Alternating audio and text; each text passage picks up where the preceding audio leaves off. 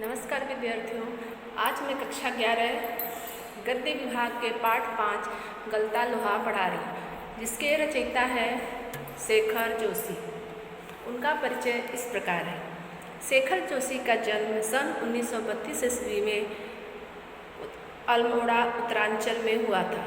उनकी प्रमुख रचनाएं कोसी का घटवार, साथ के लोग, दाजू, हलवाहा, नौरंगी बीमार है, ये कहानी संग्रह है, एक पेड़ की याद शब्द चित्र संग्रह है। इनको पहल सम्मान प्राप्त है। पिछली सदी का 6वां शतक हिंदी कहानी के लिए युगांतकारी समय था। एक साथ कई युवा कहानीकारों ने अब तक की चली आती कहानियों के रंग ढंग से अलग तरह की कहानियाँ लिखनी शुरू की। उनमें शेखर जोशी का नाम प्रथम आता है। इन्होंने नई कहानी के आंदोलन में सक्रिय भाग लिया।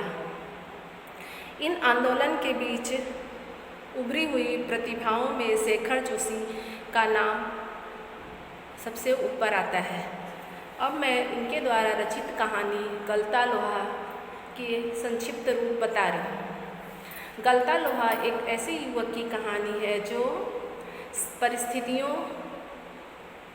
में पड़कर जीवन से समझौता करता है और अपने जीवन को एक नया रूप देता है।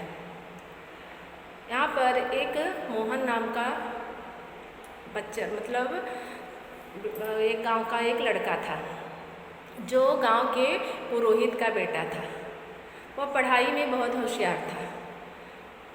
विद्यालय में उसके जो शिक्षक थे, जिनका नाम त्रिलोचन सिंह था, वो उसको बहुत मानते थे क्योंकि वह पढ़ाई में होशियार था और उसके साथ साथ संगीत में भी अच्छा उसका स्वर था, जिसके कारण उन्होंने उसे पूरे पूरे स्कूल का मॉनिटर बना दिया था। क्योंकि उस समय जो है वो प्राइमरी स्कूल में बहुत सारी कक्षाएं नहीं होती थी, इसलिए वह जो है पूरे स्कूल के बच्चों की नोटबुक देखना या फिर अध्यापक के कहने पर उन्हें काम पूरा न होने पर सजा देना, ये सब काम शिक्षक द्वारा जो है कहे जाने पर वो करता था। और जो प्रार्थना होती थी विद्यालय की, वो भी अच्छे स्वर होने के कारण वो भी करवाता था। उसे देखकर त्रिलोचन जो उनके गुरु थे, वो बोलते थे कि ये अपने जो है विद्यालय का नाम और समाज का नाम, अपने पिता का नाम उज्जवल करेगा। ये एक मेधावी छात्र है।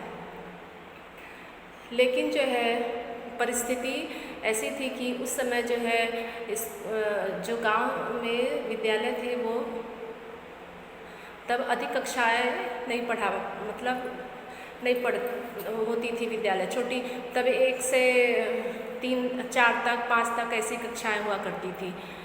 तो इसके लिए जब वो 5वीं पास हुआ तो उसे छात्रवृत्ति मिली, लेकिन आगे की शिक्षा के लिए उसे दूसरे गांव जाना पड़ता और जो दूसरा गांव था वो नदी पार करके जाना पड़ता था, जिसके लिए उसके पिताजी बहुत चिंतित हुए और उन्होंने जो है उसके भविष्य को ध्यान में रखते हुए उसका एडमिशन करवा तो दिया दूसरे गांव में, लेकिन नदी पार करके वो जाता और जब शाम को लौटता तो थक जाता।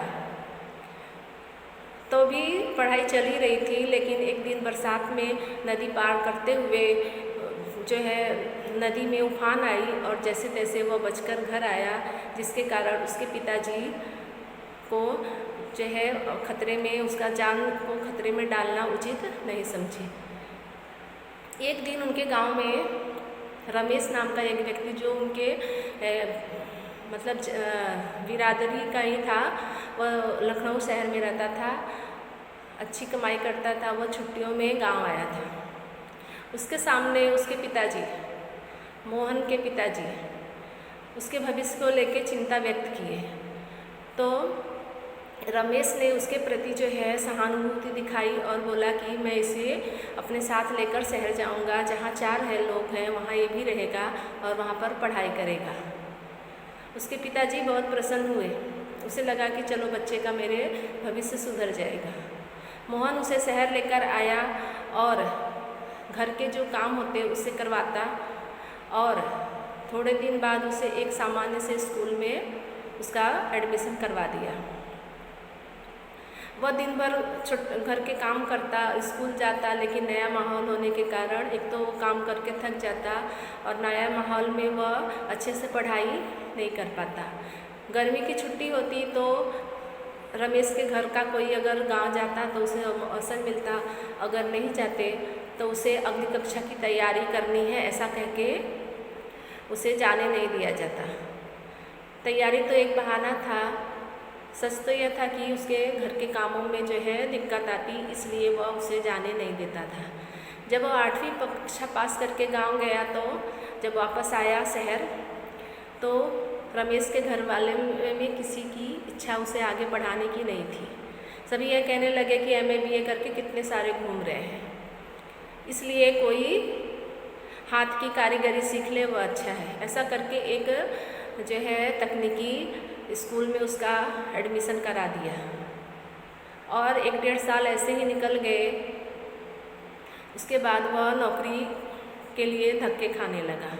वहाँ उसके पिताजी ये सोच रहे थे कि बेटा पढ़ लिख कर अफसर बनकर आएगा और लोगों से भी यही कहते थे। उन्हें सच्चाई पता नहीं थी क्योंकि मोहन उन्हें सच्चाई बताकर उन्हें दुखी नहीं करना चाहता था। एक दिन जो है वो जब गांव गया तो जब उसके पिताजी को सच्चाई पता चली तो उनको कुछ भी सूझ नहीं रहा था। जो सपने उन्होंने देखे थे वो सारे सपने चकनाचूर हो गए। जब मोहन गांव में गया तो उसकी तो शिक्षा हो ही नहीं पाई और वो अपने पिताजी जो है वो बूढ़े हो चुके थे तो उनकी सहायता करना चाहता था, लेकिन किस तरह करे वो समझ नहीं पा रहा था। इसलिए एक दिन जो है ऐसा सोचा कि चलो कम से कम खेती में उनकी सहायता करें। इसके लिए वह खेती के काम के लिए गया तो हाथ में लोहे का होता है हंसिया, वो हाथ में लिया तो उसे लगा कि इसमें धार नहीं है, तो धार कराने के लिए वह धनराम नाम का एक उसका सहपाठी था। बचपन में दोनों साथ में पढ़ा करते थे और धनराम जो है पढ़ाई में कमज़ोर था। वह एक लुहार का बेटा था और जो उनके टीचर थे त्रिलोचन सिंह, वह जो है धनराम को बहुत छड़ी लगाते थे क्योंकि वह पढ़ाई अच्छे से नहीं करता था और उसे डांटते थे कि इसके दिमाग में लोहा भरा है, ये क्या पढ़ाई कर पाएगा। और कुछ ही दिन बाद उसके पिता की मृत्यु हो गई जिसके कारण लुहारी का काम उसे संभालना पड़ा और वह कक्षा 3 या 4 तक पढ़ाई करके पढ़ाई छोड़ दी थी। उसके दुकान पे जब गए मोहन तो उसको देखते ही उसे पुरानी बातें जो है याद आने लगी। दोनों बचपन में खो गए, किस तरह वह जब पढ़ते थे तो किस तरह उनका जीवन था। धनराम जो था वह लोहार जाति का था, इसलिए पुरोहित के बेटे से उसके मन में जातिहीनता बचपन से ही भर दी गई थी। इसलिए उसे ईर्ष्या होते हुए भी, क्योंकि उसके हाथों से बेत लगवाते थे उनके गुरुजी, तो ईर्ष्या होते हुए भी उनमें जातिगत हीनता के कारण उसके प्रति प्रतिष्ठा थी, जहाँ जो ईर्ष्या अपना स्थान नहीं ले पाती थी। दोनों दोस्त मिले और बचपन की बातें करते रहे। बाद में धनराम जो था एक लोहे का छड़ था, उसे गोल आकार दे रहे थे, लेकिन वह दे नहीं पा रहा था। बार बार वह कोशिश कर रहा था। उसे मोहन जो है देख रहा था और देखते देखते उसने फिर वो लोहे का जो आकार गोल आकार देना था छड़ को, उसको हाथ में लिया और घुमाकर जो है एक ही बार में उसे पूरा आकार दे दिया, जिसे देखकर धनराम को आश्चर्य हुआ, क्योंकि उस समय जातिवाद इतना ज़्यादा था कि पुरोहित के घर का जो है कोई भी एक लुहार के घर बैठते नहीं थे और कुछ भी काम होता तो खड़े होकर ही बातचीत करते और लुहार उन्हें बैठने को भी नहीं कहते, क्योंकि वो उनके सम्मान के खिलाफ था। वह ये देखता है कि एक पुरोहित का बेटा इतने अच्छे से एक ही बार में गोल आकार दे दिया।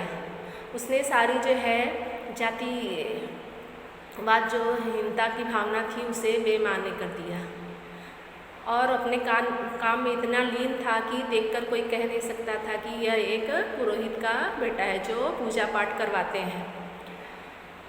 इस कहानी से हमें यह सीख मिलती है कि मोहन जो ऐसी परिस्थिति उसके जीवन में आई, जितने सारे बदलाव आए कि वह जीवन से सीख लेकर जातिवाद जो समाज में फैला हुआ था उसे ख़त्म किया और अपने मान सम्मान जो समाज में दिखावे के जीवन जीते थे उसे ताक पर रखकर, उसे भूलकर एक लोहार का काम बहुत लगन के साथ पूरा किया। ऐसा लगता था कि वह जीवन के ठोकर को खाके अपने जीवन को गलाकर एक नया आकार दिया, वो समाज में से जातिवाद को हटाया। मतलब जो है वो समाज में कोई भी काम छोटा बड़ा नहीं होता, यह बात वो साबित किया। और ये इस जाति के लिए है, इस जाति के लिए है, इस भावना को भी उसने दूर किया। जिस प्रकार एक लोहे को गलाकर एक नया आकार दिया जाता है, उसी प्रकार मोहन जो समाज की ठोकरों को खाकर अपने जीवन को एक नया आकार दिया और जातिवाद हीनता से दूर होकर एक नए समाज का निर्माण किया। उसके जीवन की एक नई शुरुआत हुई। ये कहानी, इसमें इन्होंने एक युवक की परिस्थिति के अनुसार बदलने की कहानी बताया है। धन्यवाद।